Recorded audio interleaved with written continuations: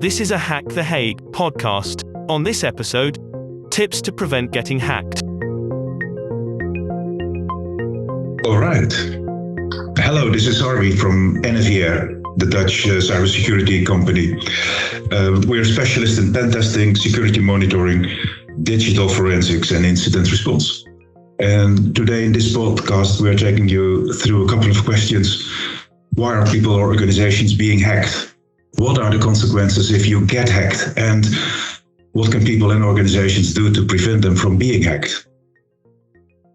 I'd like to introduce you to my colleagues Zawadi and Misha. And the first question is for Zawadi. Zawadi, why are people or organizations being hacked? Yeah, people and organizations are being hacked because people are human and human make mistakes, like clicking on links in phishing emails, which sometimes leads to malware on systems that people use, which can lead to also people clicking on links in phishing emails, which leads to phishing websites, which can lead to inserting their password, which criminals can use to hack their accounts.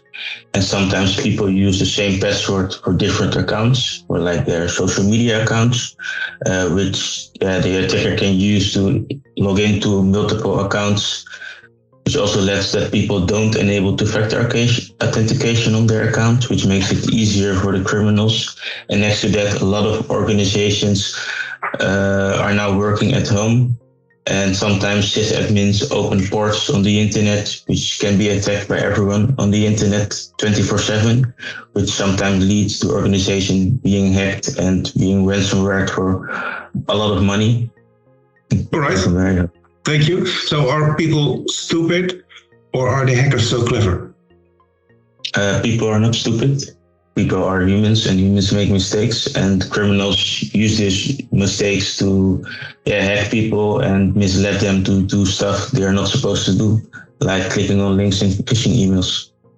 So they're tempting us to do things we're used to do. Okay. Next question for Misha. What are the consequences if you get hacked? So the consequences actually vary and range from having minimal business impact. So like, for example, having one system offline or having a complete business come to a halt.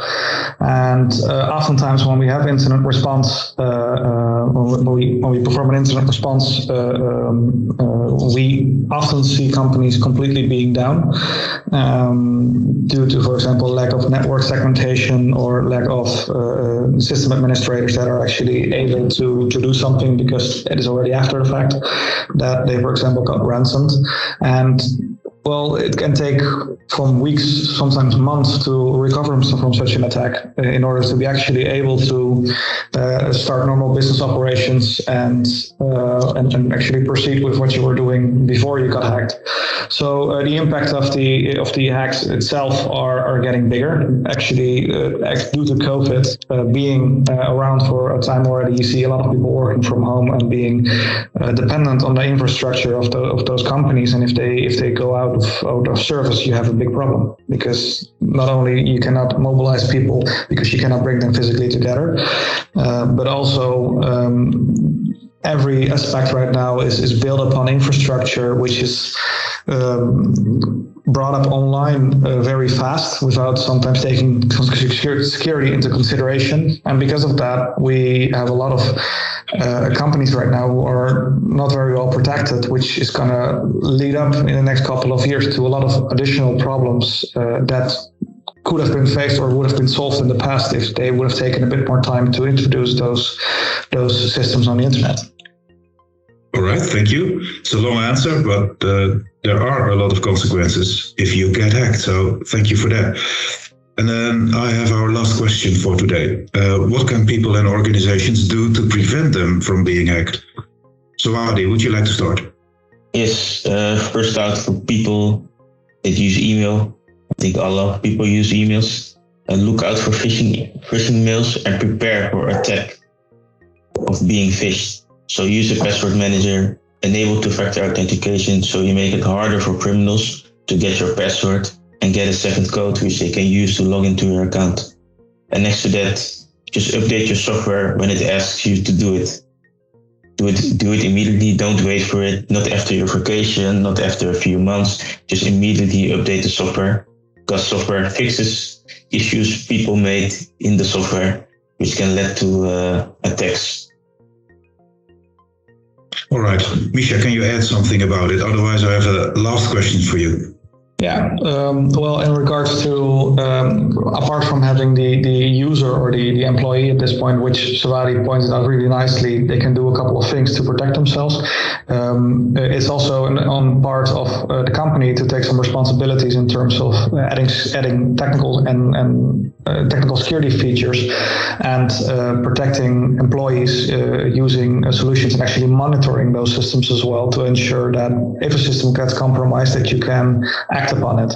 So I think both of those things that Savadi pointed out and a company itself taking responsibility to ensure that their network and their systems stay safe, I think that combination can help to improve security for a company as a whole.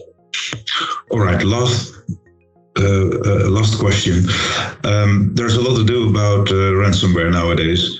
What do you think? Is this the biggest threat of all threats? I think it's one of the newest tactics that is around, and it will stay for a while because companies at this point don't have the maturity level to defend themselves against these type of attacks. And it's not always a cost perspective. It's usually that systems are already in place and just are they are introduced quickly without second thought. And we see that a lot of companies that we have, for example, incident response, that they actually have the tools and equipment and also the physical hardware in place and in-house to be able to protect themselves. They just don't know how to use it yet. All right. Thank you very much, guys.